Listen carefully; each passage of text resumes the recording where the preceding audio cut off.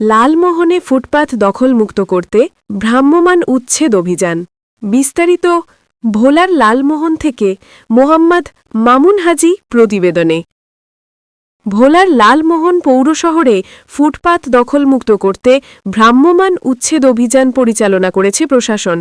বুধবার সকাল থেকে দুপুর পর্যন্ত পৌর শহরের বিভিন্ন স্থানে উপজেলা নির্বাহী কর্মকর্তা ও পৌর প্রশাসক মোহাম্মদ শাহ আজিজের নেতৃত্বে এ অভিযান পরিচালিত হয়। Walton is a global brand. World class innovation নিয়ে ওয়ালটন এখন দেশের সীমানা পেরিয়ে পৌঁছে গিয়েছে 50টিরও বেশি দেশে। ওয়ালটন, ঘরে ঘরে, বিশ্বজুড়ে।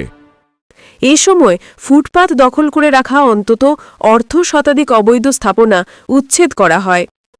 ইউএনও শাহ আজিজ জানান, অভিযানের একদিন আগে মাইকিংয়ের মাধ্যমে দখলদারদের স্বেচ্ছায় সরে যেতে বলা হয়েছিল, কিন্তু নির্দেশ অমান্য করে যারা ফুটপাত দখল করে রেখেছিলেন তাদের বিরুদ্ধে এ ব্যবস্থা নেওয়া হয়েছে।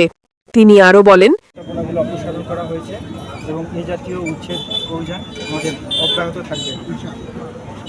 দখলদাররা যতবার ফুটপাত দখল করবে ততবারই উচ্ছেদ অভিযান চলবে।